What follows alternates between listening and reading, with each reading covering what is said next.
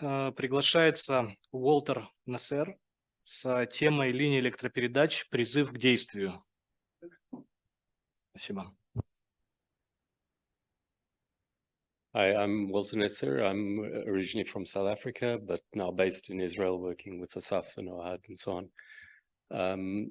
My presentation's about the work that I did in South Africa between 2010 and 2015 while I was based at Volpro, and it was focused on electrocutions of Cape vultures.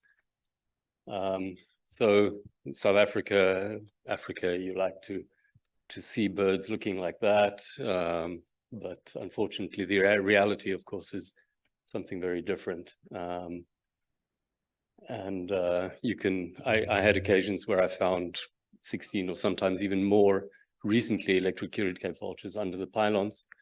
And this brought me to a point where I needed to really, for myself, understand the situation better, in spite of there having been done a lot of work on power line electrocutions and collisions in South Africa for many years.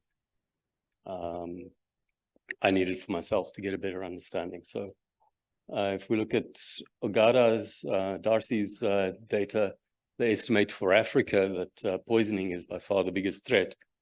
But of course, this will vary from area to area, but I suspect that in South Africa that electricity infrastructure is a far greater problem than poisoning. All those bones were collected, 15 birds from under one pylon, and that structure had been there for 30 years. And of course, not all the remains are going to stay there. So, and that line, on 2 kilometers of that line, there was still another 30 more birds. So I believe that, the problem is largely overlooked still. So this was my process of understanding the problem better there. That's bird atlas data, Cape vulture distribution in South Africa. And if we put the power line grid over it, they kind of disappear. So it's not that's not a way to figure out where you need to do your mitigation. That's 504 electrocution events of Cape vultures. But it still doesn't really help to model where we need to mitigate. So we set about tracking birds. I equipped a lot of Cape vultures with trackers. That's just a snapshot. This is not just Cape vultures. We were not tracking just Cape vultures. So that's just a snapshot of a few birds over a short period, just to give an idea of the data we were getting. And then using that data at this stage, together with the EWT, we drew up a risk map for the Mchalisberg area, which is where we were based. And then I went and did just ground truthing. I went on that line over there and on that line over there, and took a look at what there is. And it was actually quite shocking to see, once you start predicting where you're going to have the electrocutions, how much we found. We really found a lot. And you pick up the fresh carcass, and below it there's an older carcass, and below that there's older stuff. So this was really a big problem. Wherever we found electrocution, we looked at what the characteristics of each pole was, so that we could get a better understanding of what the dangerous features were. And of course, the non-standard structures were often more dangerous. But having an earthed perch was really bad. Jumpers over the top on the straining poles. Arc horns are now pretty much discontinued in South Africa, but there's still a lot of structures that have them. And then phases that are spaced too close to each other. So we tabulated that, and of course, like these, some of the structures could have all of those problems. And I don't think I'll get so much into the details of what the actual problems or the dangerous features were. But the one that really stood out was that if there is no bill gap in the ground line running from the top of the perch down to the ground, if it doesn't have a bill gap, then the structure is generally much more dangerous.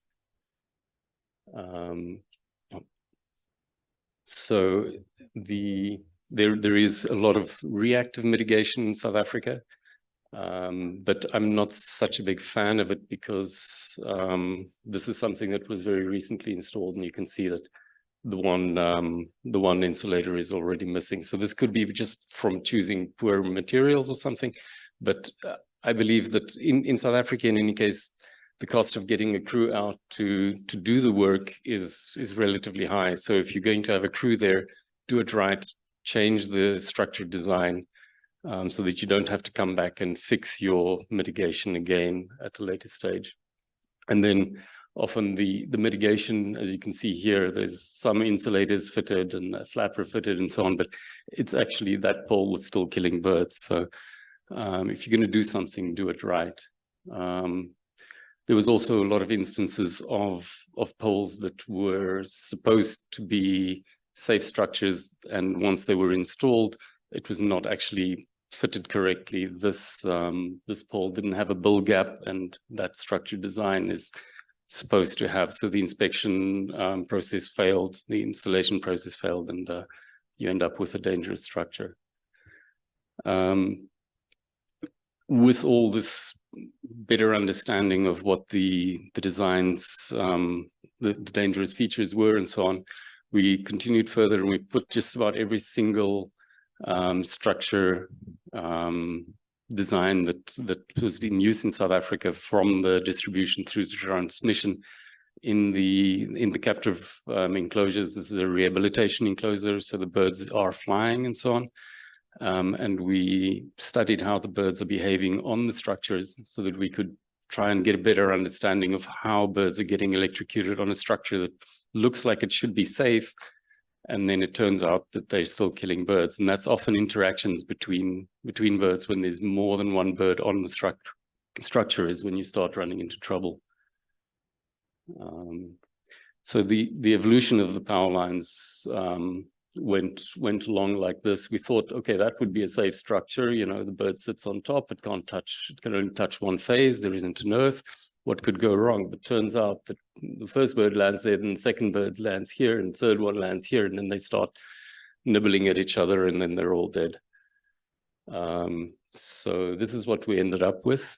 It's a steel cross arm, which the reason for that is that the insulators are sometimes leaking, and you can end up with a fire on the pole if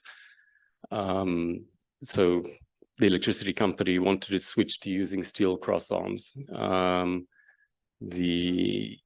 It needs to have the bill gap in the earth line over there so that lightning can easily jump it, but the cross arm isn't actually earthed.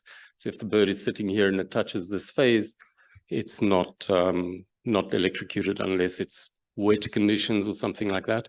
So this structure, when it's in moist regions, high rainfall areas and so on, would still get a plastic insulator on top of this area.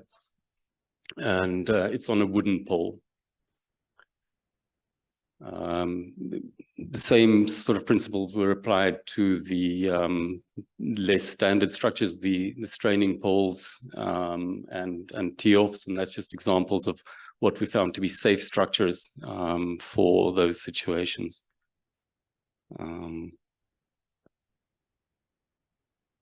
And getting back again to the retrofitting, for us, the really expensive part was getting the team out there.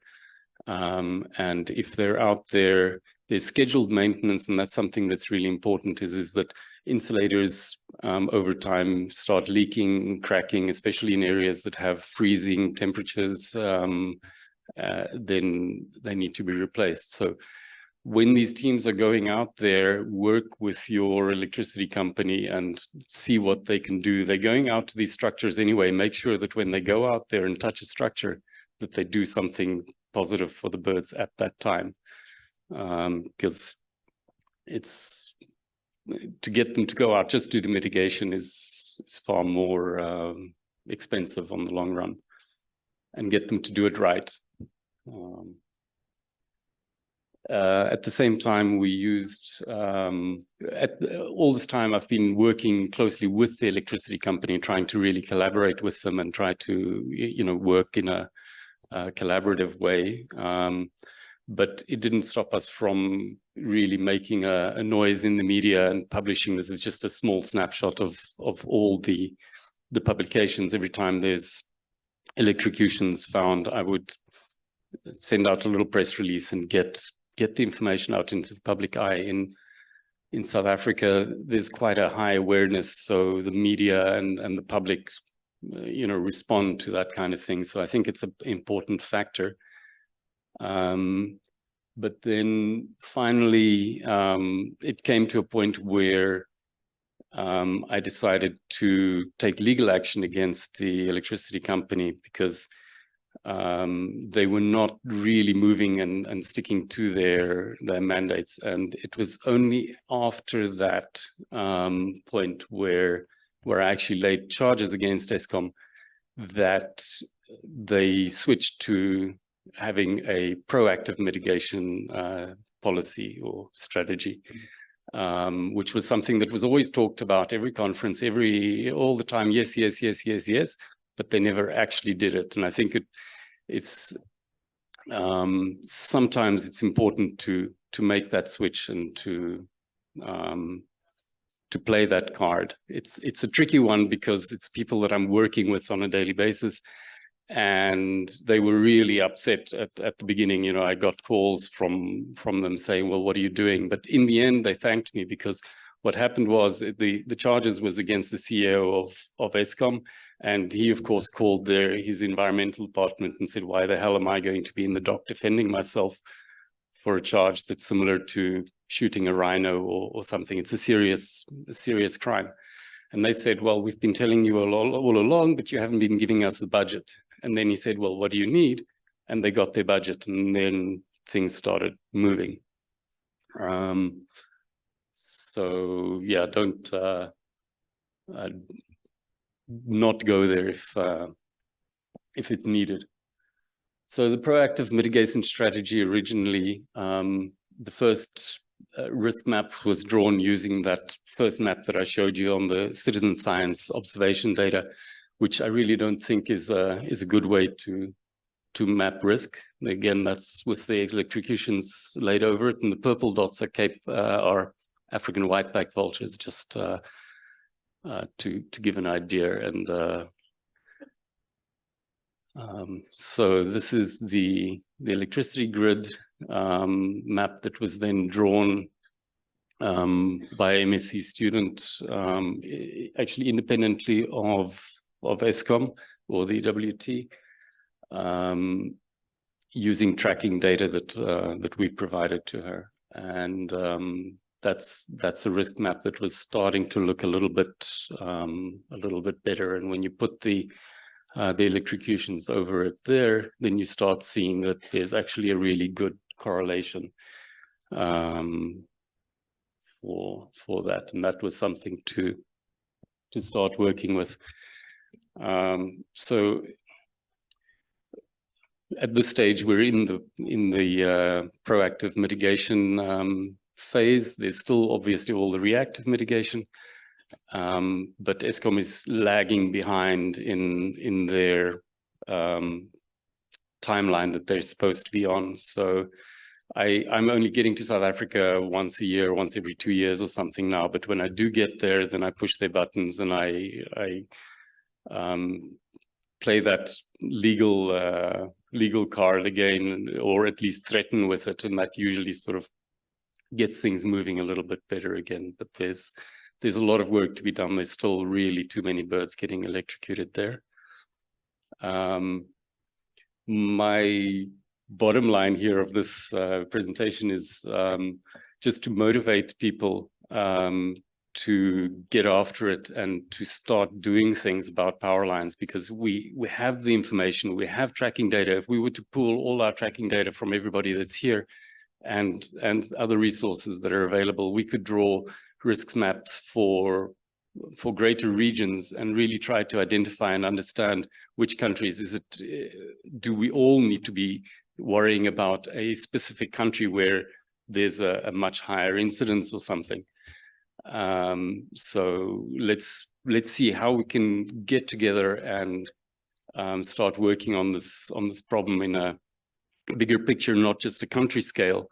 And in the country scale, to motivate even individuals who do not have great resources or think, oh, well, I'm just an individual, I'm not a part of a big NGO or something like that. It's definitely possible to do things even on an individual level. And we will really need to get after it. Yeah, thank you.